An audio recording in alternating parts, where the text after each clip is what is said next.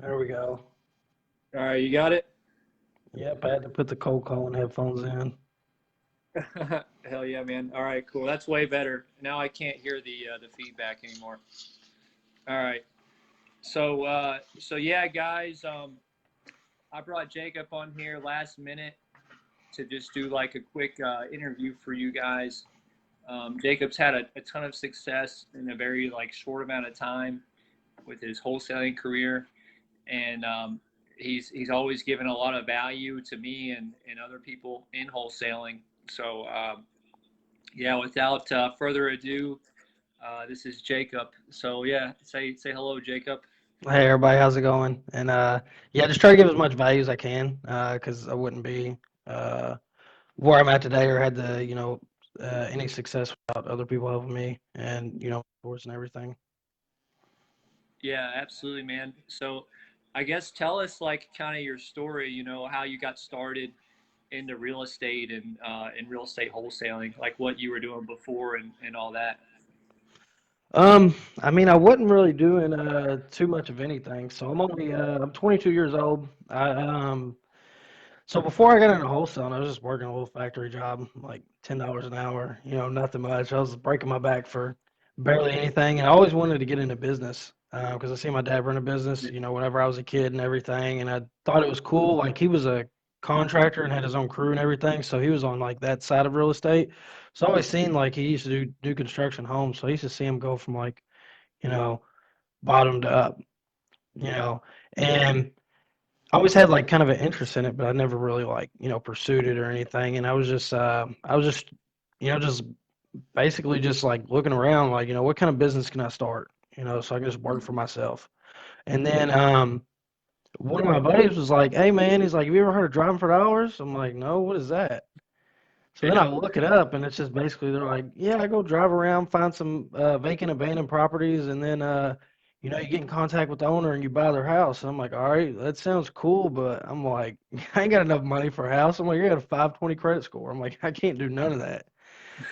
yeah, So just then from there, I stumbled across Max Maxwell's page, and then I just literally for like 3 or 4 months, I just studied, was taking all kinds of notes. I still got like the binder full of notes that I got like wrote out a plan on what I was going to do, everything that I thought was important about it, and then I started to build a cash buyers list. I only built like 30 or 40 people, and then I was like, you know what? I was like, I'm just going to do it. So then I don't advise anybody to do this, but before I had any leads, before I had any like direction or anything, I quit my job and then I started driving for dollars. And at this time, my car was like broke down too. So like I was using my grandma's car, and I was just driving around looking for houses and everything. And my goal was just to get 100 houses a day. That was now my hold on a goal. second. Hold on a second. Let me stop you. So how much money did you have in your bank account when you were like, fuck it, I'm gonna quit and I'm just gonna do the wholesaling thing? I put up like I had $1,500 set aside just to invest for wholesaling, and then I probably had like $4,000 in like savings. Oh damn, dude. Yeah, man, that would give me intense anxiety for sure. So Well, that's awesome, dude. You well, were like, I was 20 years old at the time, and I knew like if all else goes bad, I know I can at least go to like my grandma's or something. yeah, amen, dude, for sure. So go on. You were driving for dollars. Your goal was like 100 houses per day, and then what happened? Yeah, so I just get 100 houses per day, and then I go back and I would skip trace them. I skip trace them through batch skip tracing at the time, and I didn't have a dialer or anything. I was just using a Google spreadsheet and color coding it. I had like a color coding system down, and I was just calling these people with my cell phone. Hey, you want to sell your house? Blah blah blah. So on the and I was like setting appointments for everything. I didn't even care what it was. Like I was just setting appointments. They're like, "Oh, you're Yeah, motivated. All right, let me come see you." yeah, And then the fourth day, it was crazy. The fourth day, I set an appointment to go to this guy's house out in Shively, in yeah, Louisville, and I went to the house, and I was 70% minus ARV, minus my wholesale fee. So I did the math, and I thought that I was like, man, this is a killer deal. I'm like, I'm gonna make like 25 grand on this because I accounted for like 25,000 in repairs. Um, yeah. ended up being like the hardest deal I've ever had to get rid of. It Yeah. was, Was that your first deal? So that's understandable. Yeah. yeah, it smelled like cat piss in there. It was the guy lived in the house for like almost 30 years and never updated it. And his Yeah, wife was yeah. like disabled too, and he had another house, and he was just trying to get the mortgage done on that one. So I offered the guy. I started off at 40,000. The house was worth about 130. I started off at 40,000, and then we came to the middle at 45, and I got the Okay. contract signed, and I was just like, "What the hell?" I'm like, I did not like. I was. It was such a like a high like a high moment in life. Like it was just Yeah. so much like just emotions going through at the time. And like everybody in my family was like, I think you should, because at the time I got a job offer at Ford, and I Oh, didn't, damn. That's a yeah, good job. yeah, and I didn't take it. Yeah. So for those of you guys that don't know, Ford is like a really high, I mean, it's a really good paying job in Louisville here. I mean, they pay like regular factory workers like $20 an hour. So that's like double what you made at your other factory job. So yeah. But you turned it down. You were like, fuck it. I'm going to do the wholesaling thing. And, Yeah, and you stuck with it. yeah, and then that house I ended up having to go back and renegotiate with the seller because nobody wanted the house out of like the 13 people I showed except one person, and he was like, he's like, the most I'd really pay for this is 45. I'm like, well, I got her a contract for 45. I'm like, so let me just talk to the seller and see what I can do. And I finally, I got the seller down to 40, and we closed on it. And like the day before closing, like the seller said he was getting all the stuff out of the house, this and that. So I was like, all right, cool. And the buyer was like, is everything gonna be out of the house? And I'm like, yeah, yeah, everything's gonna be out of the house. Yeah. And so like the day of closing, he was still getting stuff out, and there was like some stuff upstairs and stuff in the attic space. He's like, "Is it cool if I just leave this?" I'm like, "Yeah, that's cool, whatever," because it wasn't that much. I was like, "I'll get it if anything, if the buyer, says anything." So then the buyer after closing was like, "Man, there's still stuff in here, blah blah blah." I'm like, "Look, you get a dumpster, I'll get everything out of there." Oh, so the buyer was not happy that stuff was still there after Well, closing. he wasn't really mad, but I gave him my word that everything was going to be out of there, so I wanted to, follow up on that. Oh, yeah, And that's it cool. was it was middle of the summer, like 100 degrees outside. There was fleas everywhere in the house. So I went over there in two pairs of pants and two hoodies, and like just like body suited up, trying to get. I spent like 8 hours that day trying to get everything out of there, and I about passed out from being in heat. And then I just told the buyer, I'm like, look, man, I was like, I'll give you $500. I'm not cleaning the rest of this out. Damn, man. So how much money did you end up making on that deal I or whatever? made it was like 4,600 $4,600. Oh, okay. So you successfully renegotiated with the homeowner. I might have missed that part, but you. Yeah, we successfully did that. And the crazy thing is, like, I do so much over the phone now. I don't really like going to properties, but like, I even like met him in person to renegotiate the price. Like, I didn't call him on the phone or anything. Oh, you just met him you just showed up, knocked on his door, and told him the new price. Well, we met at the property because at first there was a lockbox on it, but he had cats that were still in the property, and one of them got in the attic, and he got mad about that, so he took the lockbox over. So then I had to meet him over at the property anytime I wanted to get in. Oh, yeah, that happens sometimes. But when you renegotiated it, it was in person, right? Yeah, it was in Or person. it was in person. Yeah, dude, that would make me have anxiety, I think. But that's awesome. No, I always when I renegotiate do it over the phone. That way I can't get punched in the throat or whatever. Yeah. So yeah, no, that's cool, man. So you got your first wholesale deal. You somehow thought it was going to be 25K in repairs. How did you come up with, it was going to be 25,000 in repairs? Well, my dad's a contractor, so he told me that's how much it would be. Thinking in his mind, he's thinking like if he did it himself, Oh yeah. not like, somebody else did it. And what we didn't account for is there was two bedrooms upstairs, but they were right next to each other. So it wasn't really bedrooms, and then the ceilings were only 6 foot. And then there was Okay. floor joists that needed to be replaced and everything, and I didn't account for none of that. And there was also termites. Oh damn. Okay. So the guy that bought it, I bet it was.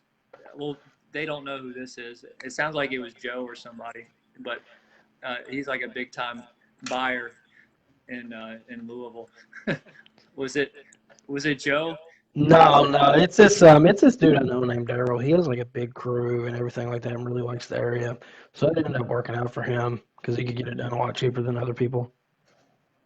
That's cool, man. Cool. So you had 30 people on your buyers list. You had a few over there. None of them were interested except for this Daryl guy, but he was interested at the price you had it under contract for.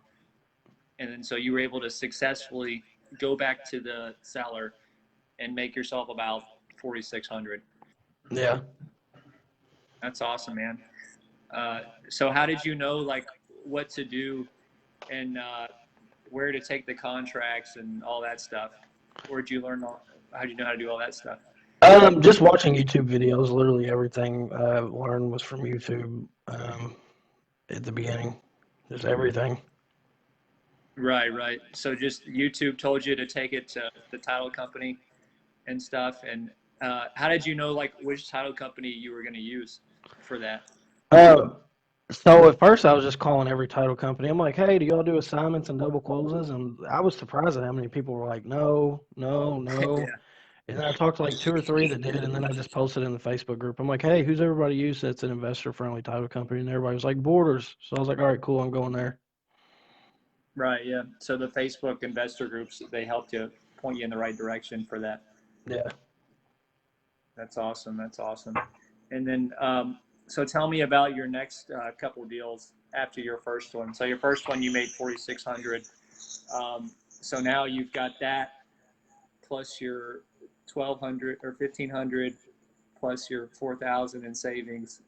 Now, what do you do with that 4,000? You buy more marketing, or you save it, or what happens next? Well, my first like three or four deals, I was literally like, I didn't have a dollar, I didn't have nothing. I was just straight like phone, spreadsheet, calling. And then the next deal I got, it was off a pre-foreclosure list on PropStream. And I called the lady, and she was at her business. She was like, where she worked. And I Yeah. was kind of like, they were like, said the business name, and I was almost hung up. But I was like, is Sheila there? I think that was her name. I can't remember her name. But they were like, yeah, let me get her. I'm like, okay. And then I called her and I talked to her about this house. And whenever I talked to her, I was like, oh my God, that's what a motivated seller sounds like. Yeah. She was like, I don't even know if I own the house anymore. She's like, it's been in foreclosure for like a year and a half. She's like, I don't know if I can sell it. She was like, squatters went there, this or that. And then later on, talking to her, what happened was she she was away from her home for like 6 to 9 months because of personal reasons, this and that. And so then I didn't know really what to do. I was like, look, I was like, I don't know if I can help you, but I'm gonna try to help you. I'm like, let's just get a contract for this price, and then, we'll figure the rest out once the title comes back. So then Cool. I got it under contract with her for like 90,000. This was in Shelby Park. I got it for 90,000, and the house was built in like 2008, and there really was not much wrong with it. Um, Yeah. and I ended up making 15,000 on that deal. But looking back at it now, I could have made 30 grand on that deal. It was probably the sweetest deal I've ever gotten under contract. Yeah. I mean, Shelby Park is a hot area for anybody that invests in our market. Anytime I Well, get a Shelby Park deal, I'm always super excited about it for sure. well, the buyer I sold it to probably made 60 grand on it on the flip. Oh, yeah. Well, man, I bet he kept looking at your emails after that, trying to get something else. That's Yeah. awesome, man. You made 15 grand on your second deal. Um, Very good for a second deal. Yeah, it was I mean, really good. that's very, very solid. Um, so you made 15 grand on that. You were able to help the seller. The cash buyer, he made, you said 60 or so. How many Something calls? like that. Yeah, how many calls did it take for you to get this lady that was in pre-foreclosure? Like how long were you calling this list before you ran into her? Oh, I mean, I was dialed in. Like I would go get my 100 properties a day, and then the rest of the day I'm calling. Like I wasn't even really eating or anything. I was just dialed in, just calling and calling. So I didn't really track the amount of calls I had. But It had to have been a lot. Yeah. So you think you were at the computer on the Mojo Dollar for like 3-4 hours, maybe more? Oh no, probably like 7 or 8 hours. But this was on my phone. I didn't have Mojo at the time. Oh, you were just straight hand dialing. Yeah, I didn't have nothing. I was just on my cell phone calling people. God damn, dude, that's what's up. You see, guys, you don't need a fancy dialer, man. You can be like Jacob, and you can just hand dial everybody with your cell phone. The dialer is not necessary. Just ask Jacob. Jacob, he made 15 grand just off his smartphone. That's crazy, dude. Um, well, damn, dude, that's awesome. That's awesome. So you made 15 off that one. What about your next couple? How did those go? So I can't remember really the next couple, honestly. I know there was another one I had from a bandit sign. It was like out in West Point, Kentucky, and I ended up making like 3 grand on that one. Um, and then I had a couple deals where I made like a couple grand. Like it was just like just small deals, and there were a couple land deals that I just made a little bit on. Right. So you had probably like 20 grand at this point, maybe more. And how long had you been wholesaling like up to that point where you did your first, 2-3 deals? The first two closed in the first like 60 days. Damn. So you made 20 grand in the first 2 months of you even like doing this business. Yeah. That's crazy, dude. So you had like about what your $10 an hour salary was roughly just in 2 months. Yeah. It Yeah, was crazy. that's nuts, dude. And then so once you had that money, how did you invest it at that point? Did you start buying systems and start hiring people or anything? Well, I hired one VA and he did cold calling for me, but he was garbage and I didn't know he was garbage. And he just like, I was literally like after like 2 months, I'm like, God, I'm like, you gotta go. I'm like, this is bad. Like, I didn't have a time tracking software or anything. So I'm like, I don't even know if this guy's really working. What You was his know, job supposed to be? well, he was supposed to cold call people and I had Mojo at that time. I got Mojo after that. And he was cold calling people. Um, and I didn't know nothing about like caller IDs getting spam, uh, getting flagged for spam or anything. So I was like, why is my contact rate of 2%? And things like that. And it was just crazy. There's a lot of learning curves, especially being the first business ever. Like, they teach you about all this, pull this list, skip trace this, do that, but they don't actually teach like not many people actually teach about the actual business aspect on it, Yeah, systems and processes, delegating, how to hire people, this and that. There's not really much taught on that. So if you've never ran a business before, it's just kind of a struggle learning that stuff, and yeah, it's really just, you got to fail forward is the main thing. And I would say after I closed a few deals, like I literally, like I thought I was like, wholesaling's easy. Like I'm gonna be, you know what I'm saying? Like I'm gonna be rich soon. Like I got two deals and I made 20 grand in 2 months and it's just me. I'm like, I'm gonna be a millionaire in 3 months. I mean, not literally, but that's how I thought. And I literally, like, I was like, I got a cold caller. I'm like, man, I don't got to do nothing now. All I got to do is just do a follow up call here and there. I'm like, I got it made. No, yeah, it was a rude ass awakening for me. I'm like, I went about a month and a half, 2 months. I'm like, man, why ain't I closing deals? Why ain't I doing that? And I got lazy, really, is what it was. Like I stopped putting in the work, and I got lazy, and I just kind of fell off. And I was like trying to dip my hands in this, dip my hands in that. I'm like, oh, I'm gonna be a serial entrepreneur right out the gate, and I'm gonna run 7 businesses by next year. yeah, yeah. So talk about that. So you had made some money wholesaling, and then you decided you were gonna do like some type of YouTube thing or like Forex, or you were trying to build your 7 income streams with when you made your first 20-30 grand, right? Talk about that a little bit. Yeah, so then I started learning about Forex and I really dug into it a lot and like I learned a lot about it. But my risk management was not good with Forex. I would literally Yeah. just be like, man, this is a home run. This is a home run. And I made probably like 1,500 on it But then I had two trades where I didn't put like a stop loss profit, and I literally lost like my whole account off that. I literally lost like 6 grand. And then when I lost that 6 grand, I was like, oh my God. I started stressing. I started having anxiety. I'm like, man, I got bills to pay. I'm like, I don't know what I'm gonna do. So then I just had to get up off my ass again and start going. And then I spent like 5 grand on another course, YouTube course, which I still plan on doing. I just put it to the side for a while. Um, Yeah. to really focus on this business until I can delegate and do other things. So I mean I'm looking at like in a month and a half I invested like 11, 12 grand in other stuff, and then I'm paying my cold caller, I'm doing this, and I was like, oh shit.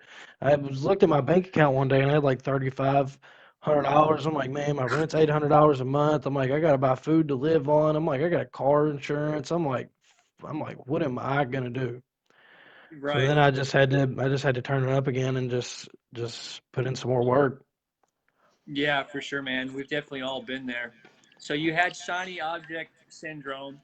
You were like, I can make a bunch of money other ways too.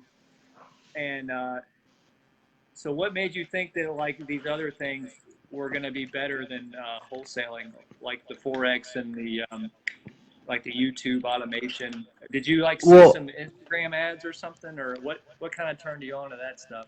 well, I mean, I always knew about Forex and stuff like that, and I wasn't really like it was just like gonna be like a side thing. Oh, I Like, hey, if see. I can make $100 or $200 a day in Forex while doing real estate, and then eventually get the YouTube stuff off the ground, then I'll be good. But it was a rude awakening for me. Right, right. So then once you got your bank account down to 3,500, you were like, all right, well, shit, I got to focus on how I know how to make money, which is wholesaling, right? That's crazy, man. So you've got $3,500 in your bank account, um, down from like 20, 30K. Uh, what do you do to like turn it up at this point to make sure you absolutely get a deal and make something happen? I mean, really, it was just putting in the work, calling more, getting more active, doing more things. I mean, it wasn't no secret ingredients or anything, but it was just doing more work. And then after I closed my next deal, I got a mentor, that was able to help me out, with a lot of stuff and actually show me like how to, put systems and processes into place, how to document trainings for people, how to, do this and that. And I really learned a lot from, him, and he was able to really show me how to get my marketing on autopilot to a certain extent. Swan Beachler, he's in North Carolina market. He helped me out a lot at the beginning of my phases. He helped me get from like, just do a deal here or there to like, consistently do, 2 to 3 deals a month to where, I've got money coming in and, stuff like that, and get my marketing on autopilot and, things of that nature. So he helped me out a lot with that to be able to get consistent deal flow. Nice, man. So you're when you're down at 3,500, how big was your deal that allowed you to like invest in a mentor and all that stuff? I mean, it wasn't. I had a few like like $5,000, $6,000 deals. I had one that was like 9,000. And the name is Sawan Beeler. His Instagram is this is me taking action. So his Oh yeah, Instagram is this is me taking action. yeah, for Vicky, because Vicky was asking about that. Yeah. So yeah, thanks for telling her about him. So how much did he, if you don't mind sharing, how much did he cost to get his mentorship? Well, see, he had a thing when it was a weekly call every week, and it was a group of us. It was Sundays. It was a like hour call, but they always went to like an hour and a half or 2 hours, and there were calls that were recorded, and he gave us resources and stuff like that. So it wasn't really. It was $300 a month, so it wasn't really that much, and it really helped me out a lot. And he would, if I had a question, I could text him whenever. So it was really helpful just to have somebody, who who's at a level higher than me to, seek advice from, and what the next steps are for me to grow my business. That's awesome, man. And so tell me again how you heard about this guy. I was just following him on Instagram, and Vicky, his Instagram is this is me taking action. THIS. Here, I'll just put it in the comments. Yeah, there you go. Yeah, just put it in the comments, and then she can just copy and paste that if she wants. Let's see. Yeah. So he really just helped me get to the next level, show me how to, education. Yeah, for sure. So you found him just kind of like through Instagram and stuff, and the kind of things he was promoting on there, type of thing. Yeah. Well, I was following him before he did the coaching calls, and he would help me answer, like if I had a question or something, he'd answer it for me, and then he, announced he was going to be doing the coaching calls, and then I just joined them and just went from there. Oh, that's awesome, dude. Yeah, for sure. And then, so he was your first mentor. He helped you get systems in place, and at that point, is that when you started hiring better cold callers and like a sales guy and all that? Yeah, so I hired two cold callers then, and they were cold calling for me, and one of them still with me today. Has been with me for almost a year, and he's my lead cold caller now. He helps manage the other cold callers and does call audits with them, and call mocks with them, and helps them with the systems and processes in place for the cold callers. Um, so he's been with me for a while, and he's pretty good, and he's probably gotten 40% of my deals that I've had, Nice. if not more, from him. So he's been a really big asset to my company. That's awesome, man. And uh, so, how did you get linked up with this guy, this like head cold caller that can audit your calls for you and lead the cold calling team? I actually found him on Upwork. I know a lot of people say bad things about Upwork, but my admin VA I got from there and my cold caller have been two of the best assets to my company that I've found from there. And I also use Online Jobs PH. That's where I hire most of mine from now. Is there? Yeah, I've hired a couple off of freelancer.com. So them are the three places that I go to hire virtual assistants from. right. No, that's awesome, man. And for let's tell everybody like this little hack that I actually didn't know till recently. Like, what do you do about that thing where Upwork tries to keep you paying people through Upwork, and how do you get people off of Upwork to just work for you, and you cut Upwork out essentially? I usually just send them a Zoom link. We talk to them, and then I'm like, hey, I know Upwork charges you fees. We have other virtual assistants that we pay directly through PayPal. Um, if you'd be interested in that, I don't really ever have anybody who's like skeptical about that because they get in a Slack group chat with all my other virtual assistants, so they know that like other people are there working for me. So that's what I do. Just it really just helps them out to be able to make more money, honestly, because they're going to want more money per hour if you hire them through Upwork because they have. I mean, most of them say it's like 15 to 20% that Upwork, ends up taking from there. So that really, it really just helps them out to be able to make more money. Yeah, for sure, man. So one problem I've ran into on Upwork is I'll post a job and I'll get tons and tons of applicants and cover letters and people tell me they're awesome, and a lot of them have like really good ratings because I mean I think everybody on Upwork has good ratings. I don't know anybody that doesn't have good ratings, so I can't even like put stock into that anymore. So how do you Yeah, I've choose even I've the even best job fired for I've even fired people from my team and still gave them a good review on Upwork because they asked me to. yeah, exactly. So you can't go off the reviews on Upwork, guys, for real. So how do you know? How do you choose the best Upwork freelancer? What's your process? All right, so this process has worked very good for me, and I don't take any credit for building it out myself. I got this from Tyler Austin, and it's really helped me to be able to pre-qualify um, Mhm. virtual assistants, and also REI Sift. If you don't know about it, go check it out. Unless you're in my market, then don't check it Yeah, out. right. Unless um, you're here, then you're not allowed to go there. yeah. If you're here, you're not Yeah, allowed to go you're there. only allowed to use PropStream if you're trying to wholesale movable. Yeah. Um, but anyway, so I'll make a job post, and in the job post, I require them to send me a typing test, a internet connection um, thing from this website, and then a disc test, which is like a personality test. I don't even fucking look at it. I just see if they do it. And then a voice recording on why they're a good fit for the job. And then at the very end of it, I'll put please email me please put in the subject line your favorite food. So whenever you have 10 or 20 applicants that do it, you only want to even open up the applicants who put their favorite food in the subject line.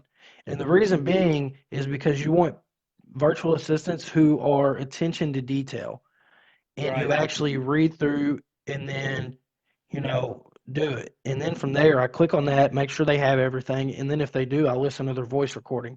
I do that so I don't hop on Zoom calls with everybody. I only want the virtual assistants who have the best voice.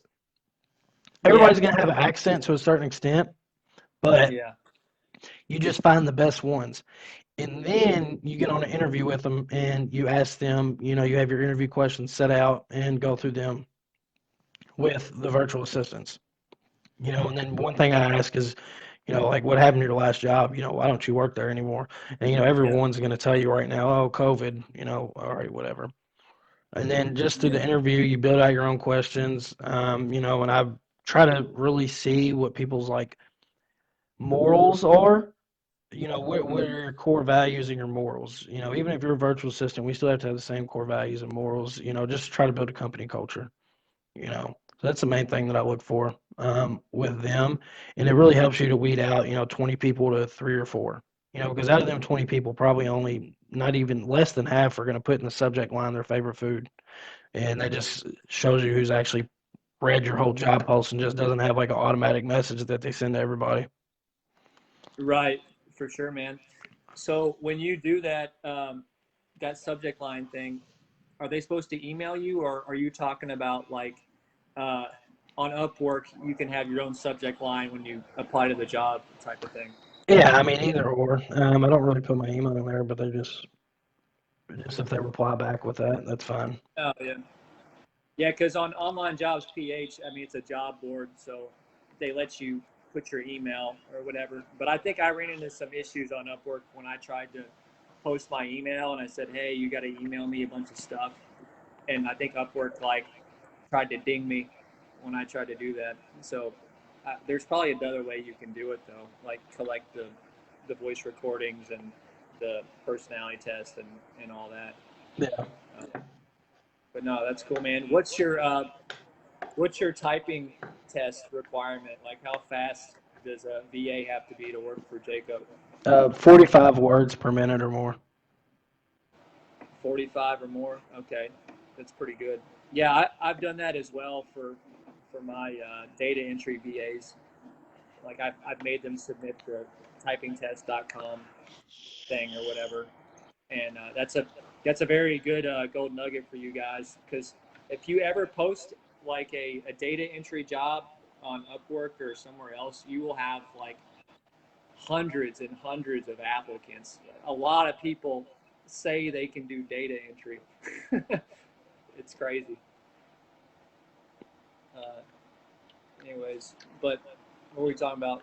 So now, so you started learning how to do how to build your team out, how to like delegate more, how to get good freelancers and stuff, and talk about kind of where you're at now in your business, and like what kind of numbers you guys are putting up, and like what your team looks like and that kind of thing. Yeah, so as far as that goes, ever since July, so July was kind of our breakthrough month. July, we were doing 10 to 20,000, before, and then July we did 39,000, and then the following month we had 50,000. And I had one acquisitions that was really good, really hard work ethic, everything. Loved him. He was the best person I could ever ask for on my team. So then he ended up going off to college, so then we had to part ways there. And then I hired a in-house lead manager and an in-house acquisitions. Well, that didn't last long. They were, because of their own reasons. I don't ever talk down on nobody, but Yeah, personal reasons, you know, yeah, to where it just didn't work out for us, as a company and, them. Um, so then I was on my own again, solopreneur, and then so I mean the van. So we're doing anywhere from 40 to 60 a month, consistently. We've had like last month we only did like 30. This month we should be around 40, 45. Um, Nice. but I mean, it's mainly just been my virtual assistants and me. I've had an acquisitions manager here and there, but I haven't really had anybody that's been long term. So that's really I think the getting all my systems in place 100% and then being able to hire people who will be here long term is what I think will be able to take me to seven figures next year. Um, Yeah, so for sure. we've been 40 to 60 every month besides 1 or 2 months since July. Um, It's awesome. and I've usually had an acquisitions manager. Like I said, nobody's really been long term, so I'm really looking for that long term person.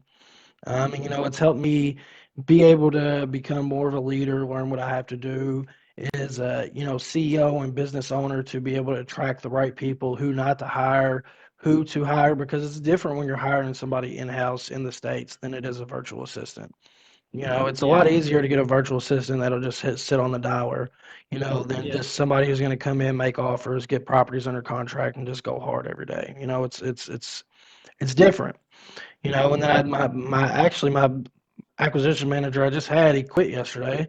So now I'm back at it again on my own. I'm looking for people actively, but I'm kind of being picky on who I choose this time. And I'm thinking I'm going to switch up my pay scale from just straight commission to a salary plus commission, just so people have yeah. that.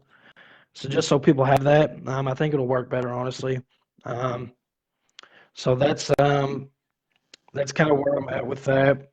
And my goal that I had that I set in 2019 at the end of the year, I did like $55,000 in wholesale deals in like 5 months. And Nice. the goal that I had for last year was I wanted to do 250,000 gross, not like net, but gross, before expenses, everything else, because nobody talks about the expenses that you have to pay, the office that I'm in, you got to pay for every month, my virtual assistants, this and that. So I want to do 250 gross. So we're on Yeah. track to do about I got to look, but 300 to 350 is kind of what we're on track to, just depending on what more deals we get under contract, what deals close. Um, so I surpassed it in the first 5.5 months. I was only at 70,000. So this second half of the year has really just kind of took off for me and been able to help me grow. And now I have a little bit of money behind me to be able to, do that. And, I invest a lot of my money into my business, education and everything. This year alone, I've probably spent 30 grand just on education, on learning and Wow. mentors and everything. And it's been worth it. Heck, I might spend 30 grand, but the stuff I learned from them is worth you can't put an amount on education and the stuff that you learn. It's really just it's crazy. It's true, man. Yeah. I mean, they say don't trip over dollars to get to pennies or whatever that saying is, you know, because like that amount that you spend, it seems like a lot at the time, but after you spend the money and you get the knowledge, you're like, oh yeah, I can't see myself without that knowledge now, you know. Yeah, and don't be afraid to put some money in your business too. That's one big thing that I preach on. If you're confident in what you do, you have systems in place, and you know that you're going to close deals every month. It's nothing to spend the money if you know you're going to make it back double. Like literally just this week alone, I've probably spent like $7,000. A lot of it's been a lot of skip tracing costs, but like, I don't really like, sometimes I'll sit back and be like, should I spend this? I'm still smart with what I spend, but I'm also not reluctant to spend it if I have to, you know. Right. For sure, man. So, how do you like set aside money um, for like a rainy day fund or whatever, or do you just kind of say fuck it, all my money is going into my business and investing in it, and I'm just all in. How do you navigate that? So the way I do, I try to keep $10,000 to the side for my business every month. So I try to have 3 months of business expenses, 3 months of personal expenses. Because if we go 3 months without making over 10K, I'm firing everybody and I'm doing everything myself. Like you know what I'm saying? There's no reason why, I shouldn't be able to be profitable, at this Yeah, point. So I don't I don't have like a year's back of business expenses or anything like that, but I do try to save money and, stuff like that. And I think another big thing is don't live above your means. Like I've got a car that I bought that was like $4,000. I paid it all, it's paid off in full.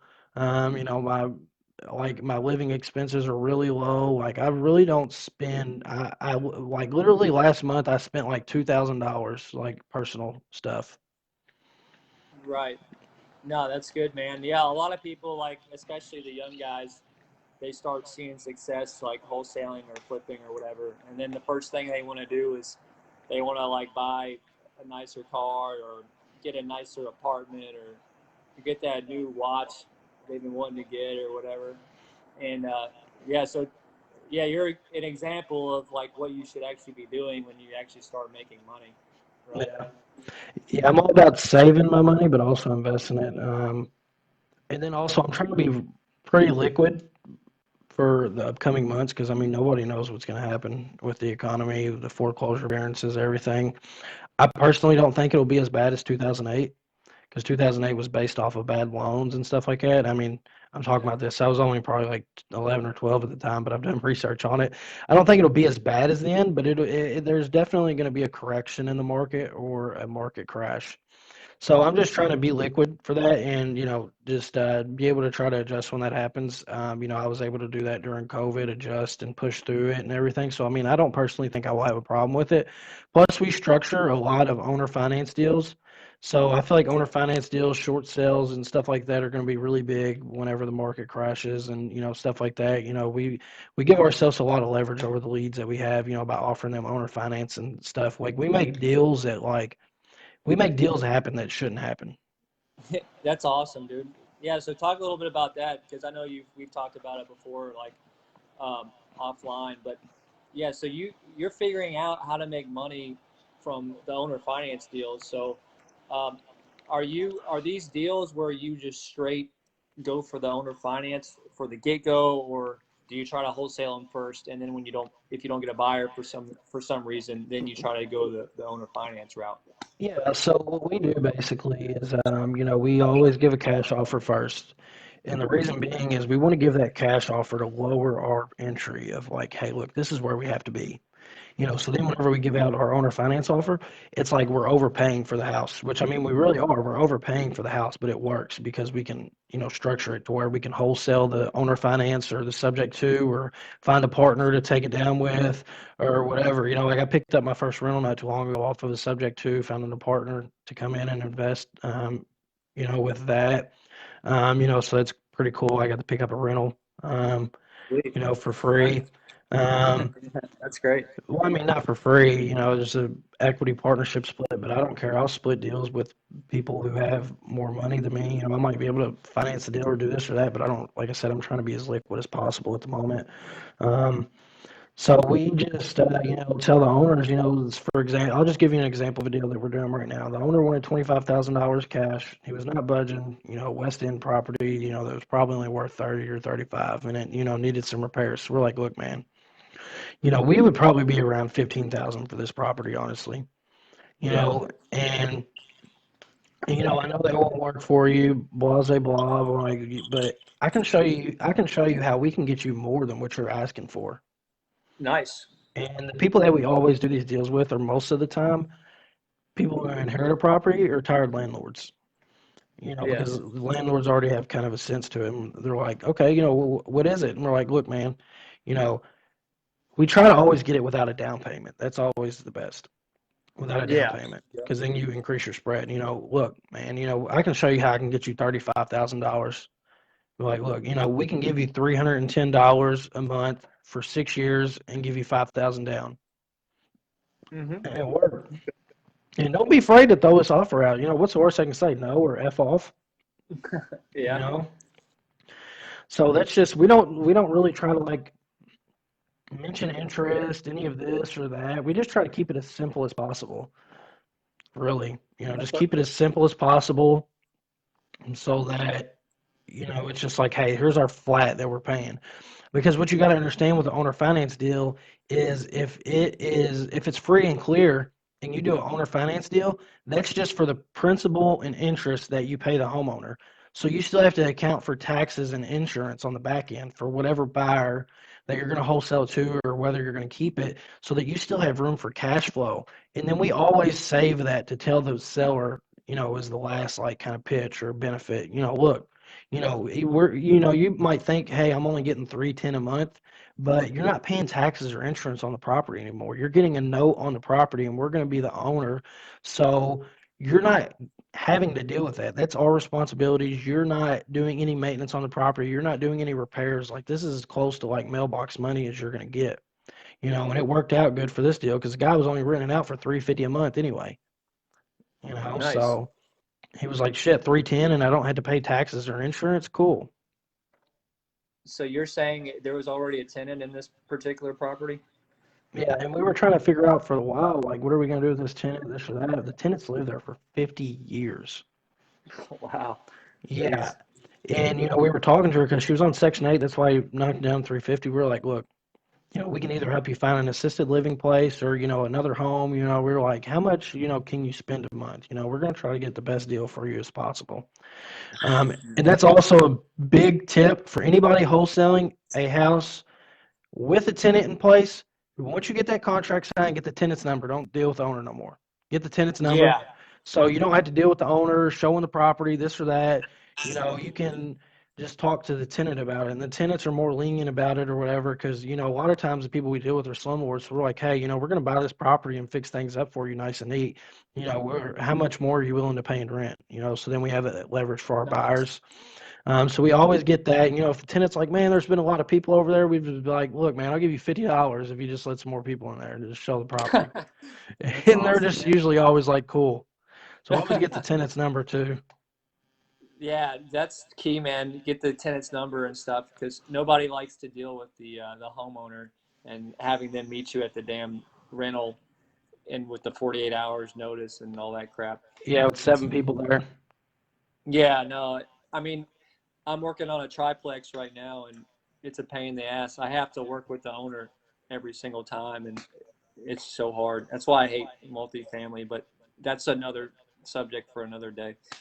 But yeah, so that's awesome, man. So you figured out a way to make a deal that didn't work, and you didn't mention interest or how long it was going to take to pay this guy off. You just said, Well, we tell them how long, hey, you're getting this much a month for 7 years or whatever it be. oh, okay, like a 7-year balloon or something. No, just 7 years and the house is free. It's paid off. No, okay, nice, man. That's cool. Do you ever get sellers that are like, well, I'm going to need like half down, or I'm going to need 10% interest, or you ever get sellers like that? Yeah, so I mean, when somebody wants a freakishly large down payment, we're just like, look, man, it just doesn't make sense for us. I'm like, we can go to the bank and get a loan and put less down on that. And they're like, oh, well, I mean, that would be good. I'm like, yeah, but we don't do that because it doesn't make sense for us. I'm like, Yeah, but we want to why? do that because the bank doesn't want to do it, so we're not. Yeah, well, I mean, even if the bank does want to do it, we still don't want to do it. It doesn't make sense for us. We're like, man, we're just trying to work out something that works for the both of us. That's why we're offering this to you. If you don't want to do it, that's completely fine. We understand. Right, right. Yeah, that's a great line. Sorry, but that doesn't work for us. And then you just move on.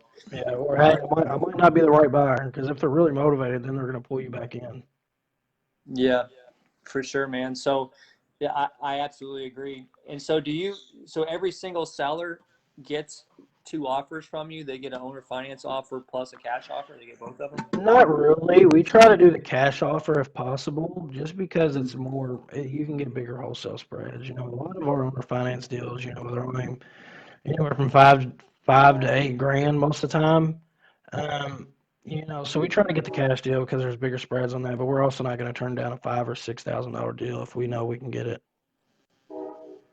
Right, right. So you just figure, what the homeowner wants for their down payment, add like 5 or 6K over it, and try to wholesale it like a regular wholesale deal pretty much. Yeah, just add on top of the down payment. Right, right. That's cool, man. And then, and so that other one you said you found a partner on it, like you just brought the deal and then now you own a rental, so you didn't have to put any money at all. You just had to have the opportunity for the seller finance deal, and then your buyer was cool with you just getting half, and he does everything else. Well, I mean, I help them manage it and everything like that. And then we also agreed, like, whatever repairs we got to put into the house on the front end, we'll just put all the cash flow back towards that, and then start splitting the cash flow. But I mean, I'm really not worried about that. I'm just trying to get some properties underneath my belt because it's not like I'm gonna live off of one subject to rental. Even though it was a sweet one, we were renting it out for $1,100 a month, and the mortgage Nice. was $400 a month PITI, and it's halfway through the loan, and we've got 40,000 plus equity built into the house. Dang, that's awesome. So you're making like $600 cash flow or something like that. $700 cash flow a month. Wow, that's pretty much as good as it gets right there. Even Yeah. if you're splitting that, I mean, that's great. I mean, most landlords are happy to get 200 cash flow, That's insane. Nice, man. Well, cool. Well, I guess, guys, it's getting late for you all, and so we won't keep you anymore. But yeah, Jacob, thanks so much for a super badass interview, man. It's been a pleasure, and I just remember meeting you for the first time, and I think it was at Rob's house, and Yeah. you were like, "Hey, I've been doing wholesaling like 11 months. I got a sales guy, and I got a cold callers, and I was like, it blew my mind that you already had this big team or whatever, and had been doing it like in not a long time at all. Like it just boggled my mind how fast you got everything going. Yeah, So and then it's also good to know people in your market because I'll throw this example out there. One day I had my acquisitions go out to a property, and Matt and Joe were there, and then we're all just like, "Look, we're not gonna outbid each other. Let's just try to wholesale this thing and just split it." Even though we didn't get the deal done, it's just still like a good, like yeah, that is just hey, we're all looking at this property. Why don't we all just like team up on it? Whoever can get the lowest offer out of the guy. yeah, for sure, guys. Yeah, I mean, if you ever have the opportunity to be at the property at the same time as your competition, do it because you'll probably just see your buddies and y'all can like figure out a way to split it or something. And then like instead of like outbidding each other and like making a small $3,000 assignment, y'all can both lowball the seller. Yeah, no joke. For unfortunately, this guy didn't have enough equity for a low ball to work, but if he did, it would have been sweet. Yeah. That's awesome, guys. Well, cool. Well, yeah, thanks again, Jacob, for the awesome ass interview.